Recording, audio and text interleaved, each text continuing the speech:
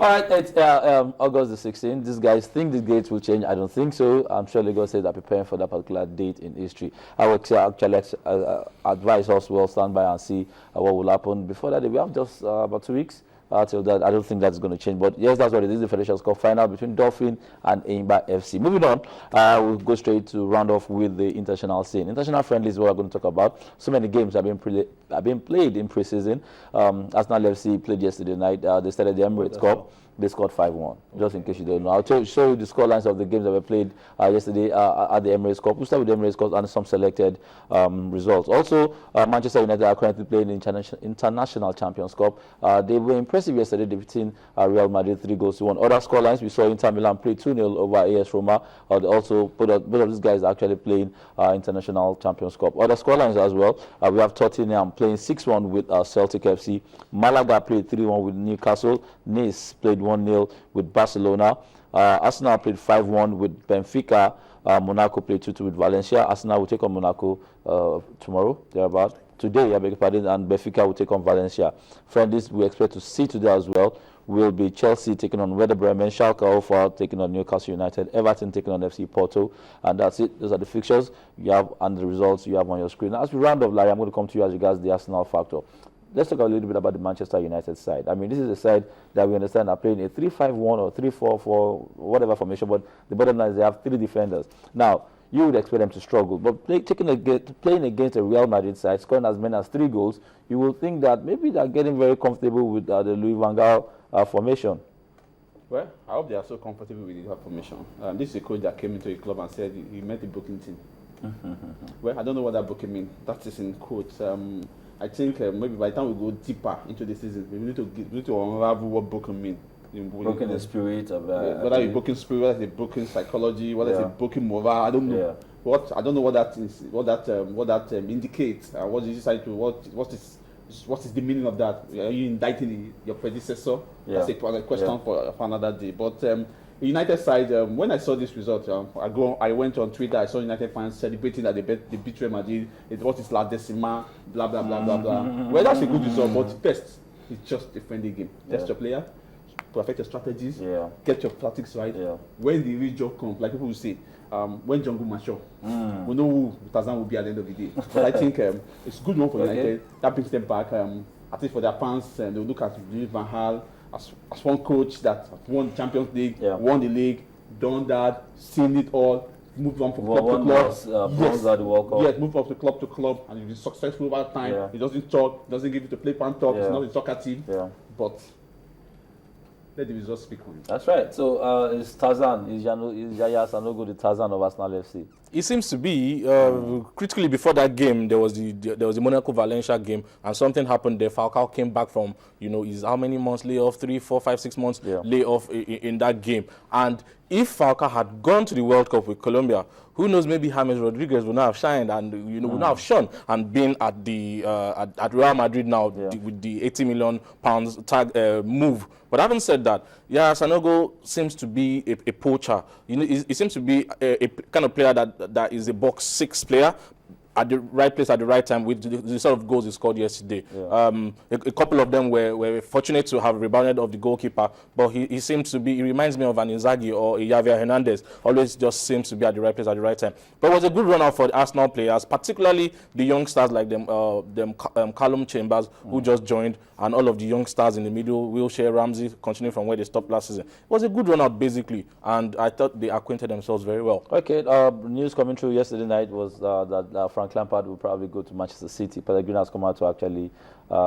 ascertain that Lampard will be playing on loan to Manchester City. Remember, New York City is co-owned by the owners of Manchester City, so they have a working relationship. But Lampard has said he doesn't want to play against Chelsea if he's not available for selection, but he's left for the coach to decide. All right, guys, before we round off now, the EPL for you is going to get very interesting. Luis Van Gaal, Jose Mourinho, he has to win something. He's condemned to win something this season. Arsene Wenger is doomed to win something this season, I must say. I mean, he won the FA Cup, so I mean, he should actually do a double with something. Why are you focusing on these coaches? No, because these are the biggest guys. I mean, Manuel Pellegrini as well. Okay, because Rodgers as well. There's a team there's a team who is defending the title. You don't rule them out. Yeah. City have a kind of squad that And they didn't buy anybody this season. See, a team prosecutes a game, a squad prosecutes an entire season. So what kind of squad do you have? What is the depth of your squad? It's not that one player gets injured, you don't play very well. Two players get injured, you don't play very well. And that's the big challenge. Yes, it's going to be quite interesting. But of course, if Mourinho talks, Wenger won't reply. Because it's not a man that reacts to comments too often. Yep. So Mourinho is going to be doing all the talking alone. Maybe when he throws the jibes at Wenger, Wenger will react. So they know how to throw that jibes around. But for Pellegrini, who speaks smartering English, he doesn't react as much. So these are coaches that just to do their job. So it's not going to be more of coaches who will be talking and doing the talking. Why the players won't be doing most of the talking? Let the players do the talking and let the coach do less of the talking. Let them perfect their strategy. For Mourinho, I pity him. The first season is in his return, he didn't win anything. The second season, if he doesn't win anything, I pity him. The man that appointed him, that employed him and paid him the money, the man can punch above his weight. Okay. All right, for you now, what do you think the EPL will look like? I'm fearful for Brendan Rodgers. He's lost a 31-goal player to Barcelona. And who has he bought? Lallana, Ricky Lambert, David Origi, and all those sort of players. Origi going back on reminds me of what Tottenham did when they lost Gareth Bale and were buying Chadley, Lamela, Soldado. A team is different from a squad. These are squad players Liverpool is buying. I'm fearful for them. I'm also they'll be playing Champions League. Okay. All right. I'd like to say a massive big thank you to you guys for coming to the studio. We could go on and on, but Ken has to come back and take us through the rest of the program. We'll go on a break, and when we come back, Ken will be back in the studio to take us through the rest of the program, take a little bit about the Commonwealth as well, and probably see if we could leave the lines open for you to get and talk to us as well. To be coming again next week, I'd like to say thank you again, guys. Thank you for being a part of the segment. We're going to break. When we come back, Ken will take you through the rest of the program. Join us again.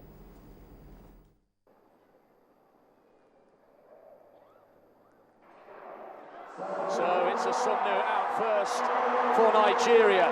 Karen Stewart blasting round, and this is good work from the Jamaicans. Blessing Okabare's got quite a lot to do down the back straight, and the Jamaicans going well, firing round, and Campbell Brown will hand on to Shaloni Calvert, and it's Jamaica from Nigeria. Canada going well on the outside. But here come the Jamaicans, the reigning world champions. Nigeria in second, good run by the English quartet. They're coming home for third. The Jamaicans take it. Nigeria second, England third. 41.84, the unofficial time. They've smashed the game's record. Blessing Okabare took the two individual titles, but she was left with too much to do. And the Jamaicans were away and clear. Confirmation, it's been rounded down by 100, 41.83. The Nigerians unable to challenge the Jamaicans. It was an all-star stellar lineup, and Shelley-Ann Fraser-Price adds the Commonwealth Relay title to her growing collection. The Jamaicans were out in a class of their own. Well, we knew they were going to be quick.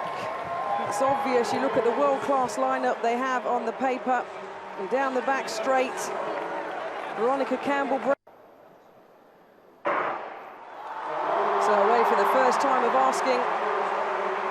Expect Christina Hurrigu from England, the world champion, to go down the back straight, be in contention and finish strong. Jamaica are going well in lane number 3. Nigeria as well with Patience George in lane number 4. The Nigerians have brought back the stagger already on Ruby from Australia. Hurrigu of England, lane number 6. Jean-Baptiste of Canada in the outside lane going well. But Nigeria at the moment with Patience George, she's going to sweep into the home straight with a bit of a lead. Jean-Baptiste still running well from Canada. But Christina Hurrigu, the strength of the world champion, coming down the home straight. England are going to pass over in the lead. Hurrigu to Shayna Cox. Shayna Cox ran a 51-second split yesterday in qualifying, a semi-finalist here in the 400 metres. She's taking the first bend easy. She's going to drop back as they come in from the stagger in 3rd place.